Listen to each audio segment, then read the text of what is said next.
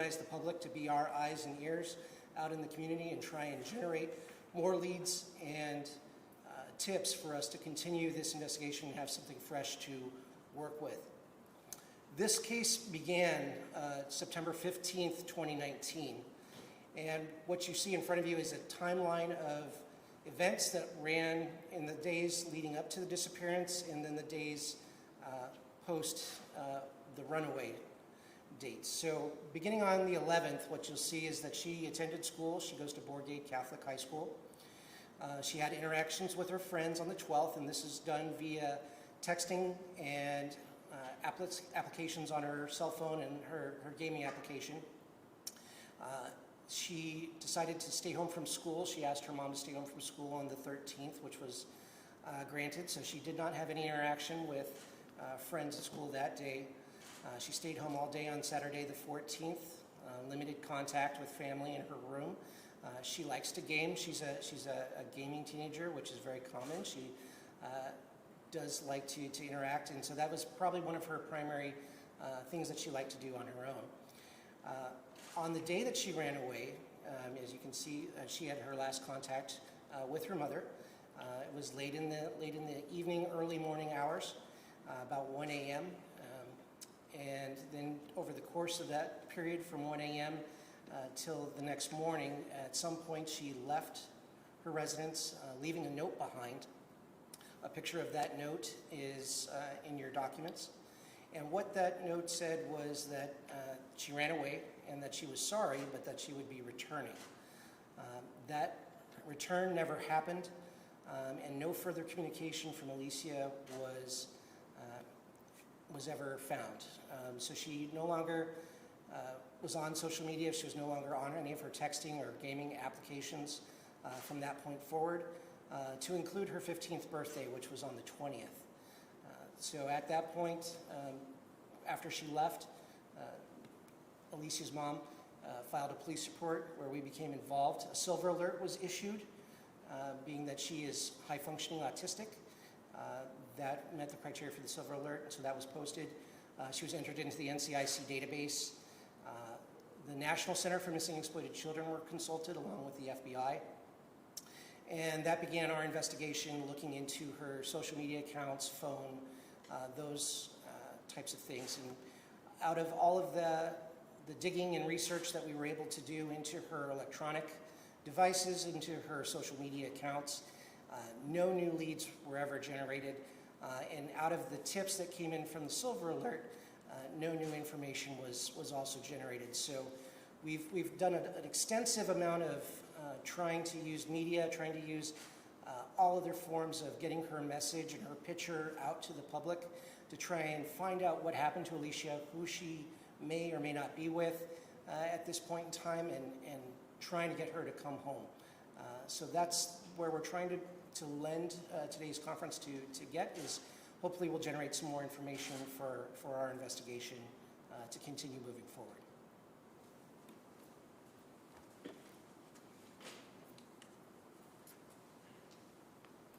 Hi, I'm Sgt Randy Stewart.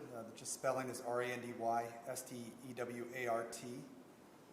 First of all, I want to thank everybody for being here. And as Sergeant Beimler talked about, what we really need in this case is awareness. We need to get the information out that we're still looking for her, and we need some help with trying to generate tips that we can follow up and try to find her to get her back home. Just a couple of things to note that we've been doing. The GSTV, so we've been running several ads through the GSTV. They've donated that time. So the gas station TVs throughout the state, approximately at least 200 of them are running the ads to try to generate some information. And then the other one is Lamar billboards. So there are billboards throughout the city. There are 4 locations that are currently going. They go for about 8 seconds per every minute. Generates about 1,000 sites a day. And then the estimation is about 1.5 million views. So again, these are just some of the things that we've done. We've also done some national podcasts to try to generate information.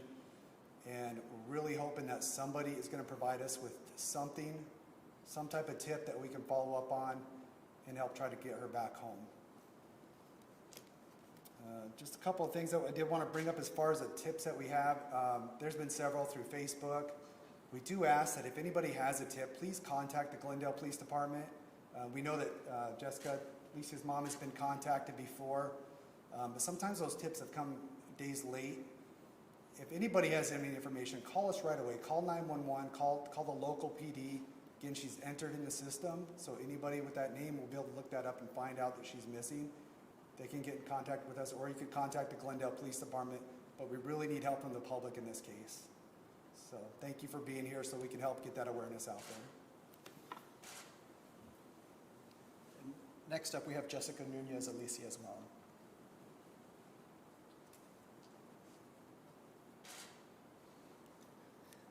Hello, everybody, and thank you, Glendale PD, for doing the news conference and for helping me find my daughter, and media for always being there since the beginning. Today is an anniversary that it's not a good anniversary to celebrate. It's been a year that I have no answers of where my daughter is. Like previously was mentioned, a lot of attempts of awareness, of billboards, of flyers, social media has been made to be able to locate her. Something that's very important on the tips is there has been tips that have been communicated that are days or no detailed description, and there is no way of us, of Glendale Police being able to see if they're valid or not. So it's really important that if you think you see my daughter, call 911. There's nothing to be afraid of. If it's not her, I believe nothing will be. It's really important for you to call immediately. I always mentioned in a lot of the places where I do speak that I always ask for parents to please monitor their kids' social media. Unfortunately, there are situations like this, and I don't wish this upon anybody. It's really difficult not knowing where your daughter is. I really don't know what else to say. I'm so sorry. I'm just asking for the public support to continue sharing, and whoever is seeing this and knows where my daughter is or knows anything, I'm asking you please come forward. I need to know where she's at. It's been too long. So please have some kind of compassion. She is truly missed. I love her very much. And it could be anonymous. I'm pretty sure there's some way that you can make it anonymous. I just want her home. And Alicia, if you're seeing this message, I'm waiting for you to please come back the way you swore to me. I'm not mad. I just want to know that you're okay. I miss you very much. Thank you. Sorry.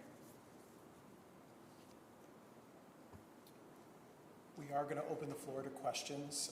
So depending on the question is who will come forward to answer them. So whatever questions you have, we're opening the floor right now. For either of the sergeants, is there a reason to believe that she's still in state versus out of state? Do you have any tips that make you think one way or the other?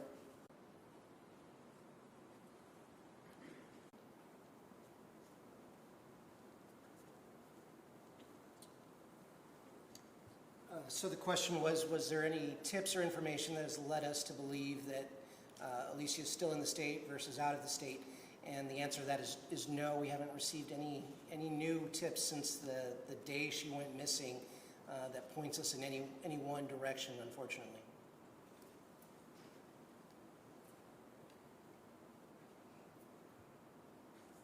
Are you just canvassing in terms of like Facebook ads and stuff just within the state of Arizona, or are you going to other states also?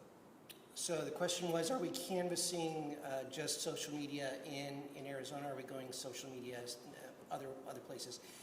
We go wherever the investigation takes us. There have been out-of-state leads that we have followed up on. However, they've been without merit, so we haven't had anything pan out as far as things that are out of state.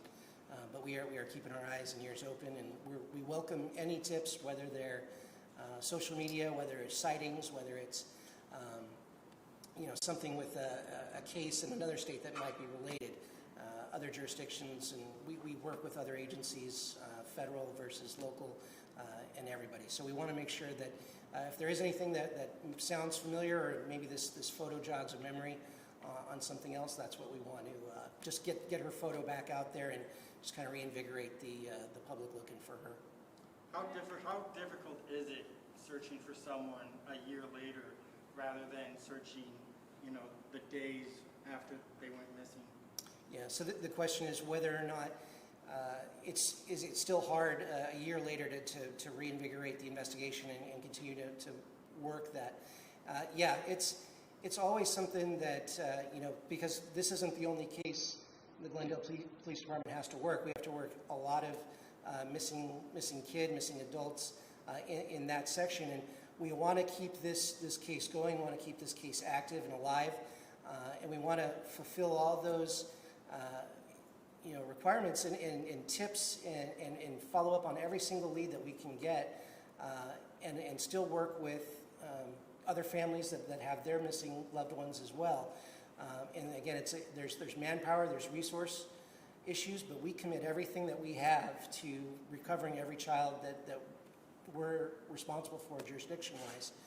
So we always keep these cases open and active as long as we can still keep these tips and these leads coming in, so that way we can continue to work and see where it leads us. If I remember correctly, she had taken her electronics, computer, probably cell phone. Was there anything that stemmed out of looking into her location on those or something of that nature? So the question is whether or not anything came out of looking into her cell phone and electronics. There was a lot of leads that came out of looking into social media, but her phone has not been active since the day she went missing. So there have been no verified location pings or anything to that effect as far as using the cell phone to try and locate her. She has been completely off the grid, so no logging into her accounts, no logging into her phone as far as powering it on and using it. So we kind of ran into some dead ends, hoping that she would be a normal 15-year-old and be back up on her social media and on those kind of platforms, but unfortunately that hasn't happened. The littlest thing can make a difference. If somebody happened to be at a place on that date, that time, or whatever, and remember something from a year ago, those little things can make all the difference, can't they? Sure, yeah, so the statement was the little things, little details that may have happened last year around this time. Maybe somebody didn't think much of it at the time, but now in retrospect, knowing what we know about how long she's been missing and the location she's missing from, could those be important now? And yes, those could very well be important details, especially social media wise, or hey, seeing somebody at a certain location at a certain time that maybe fit her description. She's very small in stature, so she looks a lot younger than she actually is. And now, coming up on a year later, she's going to be 16 years old. So that's something to keep in mind too, is that with the year progression, now we've got a year of age as well. Is there a dedicated tip line, or should people just call 911 if they know something? Or? If somebody sees her or who they think might be her, yes, 911 is definitely appropriate. She's entered into the NCIC database, so any local law enforcement, wherever they happen to be, will be able to see that she's missing and be able to do something with that information. Now, if it's something otherwise, then the main number for the Glendale Police Department is 623-930-3000. And any tips or any additional information that's not in the moment will get forwarded to the case detective to be able to follow up on. Did you get national tips after the Dateline story and the podcast and that sort of outreach? Did you get national tips? We've got some calls from out of state.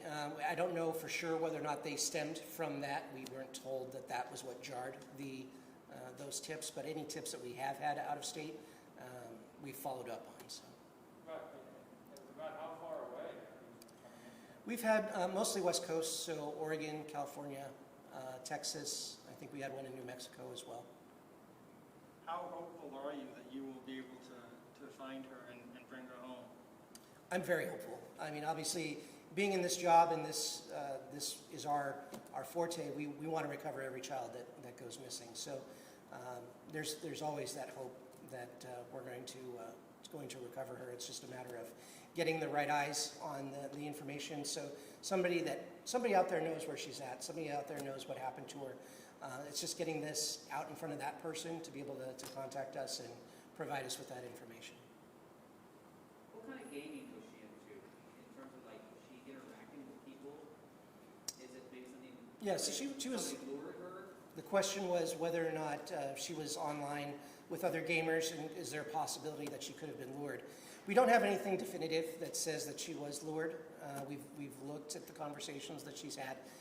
She is having live conversations with some people, but it's people that she interacts with on certain gaming platforms. The games are all things that she, would be typical for a 15-year-old to play, Minecraft, those kind of things. So she's very technically savvy. She knows how to obviously use computers. She was very computer-based. She did have an Xbox as well, so she was live on both of those platforms.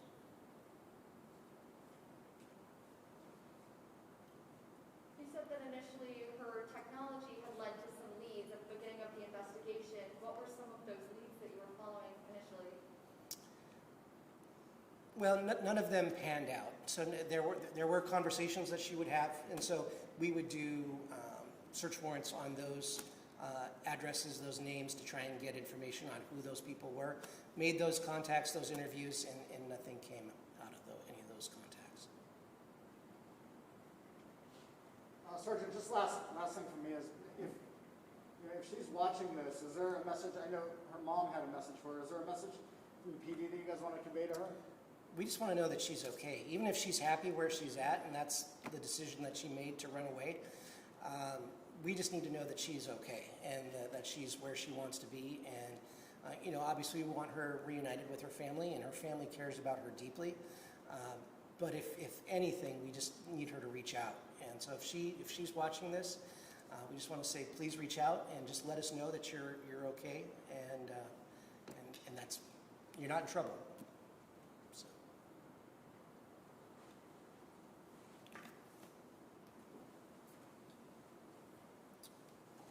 If you guys don't have any further questions, we once again thank you all for showing up. If you did not get an informational packet, please come see me and I can get that to you.